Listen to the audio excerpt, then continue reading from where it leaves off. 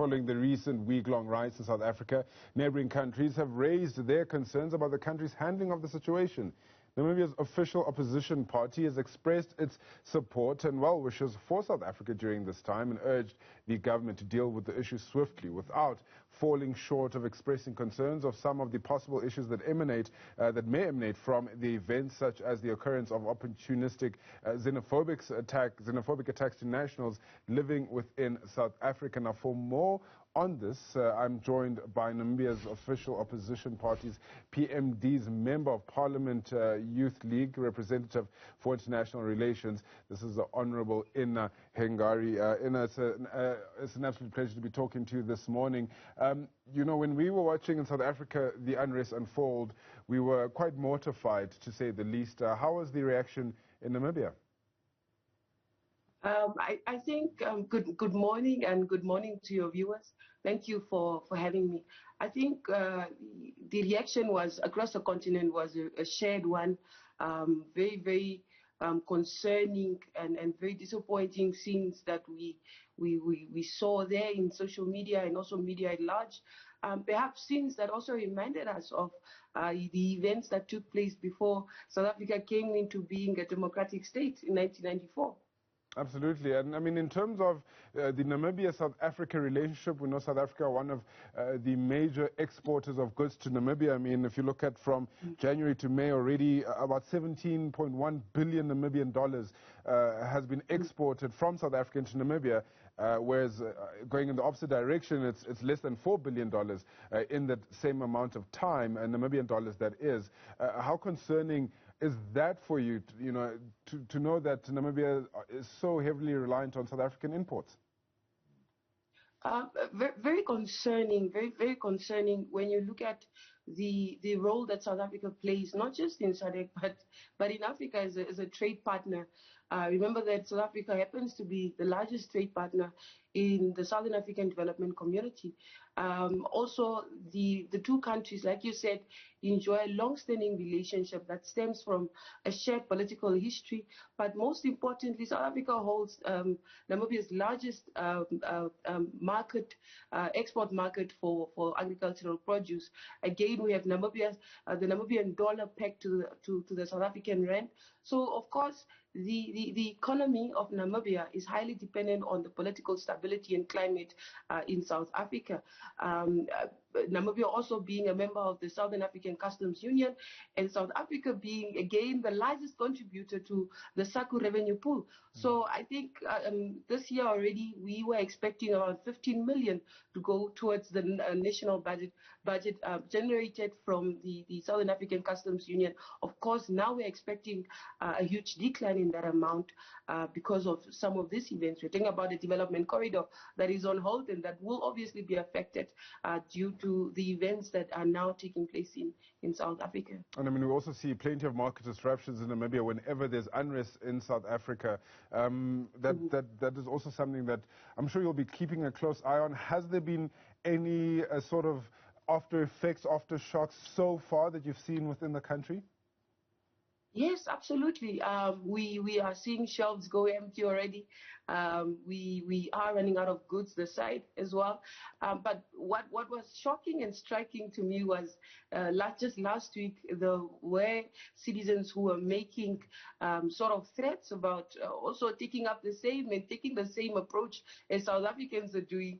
And already last week, we've seen that the Namibia Defence Force has now been patrolling the malls in town, and also just making sure that citizens do not take onto the streets to loot or to become lawless. But I think it's most importantly, the biggest lesson here should be that this is a call, this is a wake-up call to the leaders and to liberation movements in SADC. I think we've come to a point where citizens now expect the government to serve in the interest of the sovereign and not to stand still when corruption and loot and all this other misgovernance, maladministration takes place. Now, I mean, you speak about citizens who sort of threaten to do the same as South Africans within Namibia. Can you just talk to us a little bit more about, what would the driving factors be surrounding that in particular? I think some of the driving factors are really just the same. Remember, I said that Namibia and South Africa have a long-standing relationship that stems from a political history, a shared political history. You look at events such as the apartheid and colonialism, and some of this sort of left some sort of inheritances, even with democratic countries. So we are looking at poverty, high levels and striking levels of inequality, lack of services, lack of opportunities, in fact, and just political elites really gaining and benefiting from the masses, or from funds that were intended to develop the poor and the downtrodden in society. So I think those are some of the driving factors. You look at Namibia and South Africa in terms of youth unemployment, and they share similar characteristics. In Namibia, I can tell you now for a fact that more than 45% young people are unemployed. You look at South Africa, almost 50% of youth are employed in that country. So I think some of these social ills are driving factors that determine really how residents and how citizens react in any setting or in any democratic state. Now, of course, President Neinghbouring, he, as you mentioned, he dispersed the military swiftly to deal with this, which is in stark contrast to what we've seen in South Africa, to be honest with you. But let's talk about the president. On Thursday, he came out saying that this could perhaps be an opportunity for Namibia to better its domestic capacity. He referred to services such as making coffins and also producing oxygen within the country. What is your take on that? And that is a call we've been making as the official opposition party in Namibia, is to say we must take approaches and initiatives that ensure that we become, as a country, more self-reliant. I mean, you look at some of the stuff that we are unable to produce at all, and you wonder really, are we a country or are we here to play? And so I think we've been making these calls in our country to say, look, we need to ensure that we don't get 15 million anymore, or we don't rely on the 15 million that is driven or generated from the SACCO revenue pool, but rather we take initiatives, build industries in our country that are driven by young people, of course, putting young people at the forefront there. Also, at the same time, you're ensuring that you're doing away, or at least you're reducing the high levels of unemployment and poverty. This is a song that we have been singing. I mean, look at a country. We are a country that is not able to produce our own coffins. We import those things from different countries. So I think it's very important. It's a message that we have been singing, to say that we need to become self-reliant economically, and we need to become independent, so that when South Africa comes, we do not sort of catch the flu. Absolutely, and that's essentially what's happening right now. I mean, the relations between South Africa and Namibia has been called, quote, cozy. Of course, now with that comes a bit of a challenge as well. If you do split and separate, there will be voids that will need to be filled, and is it not a concern that they might not be filled fast enough?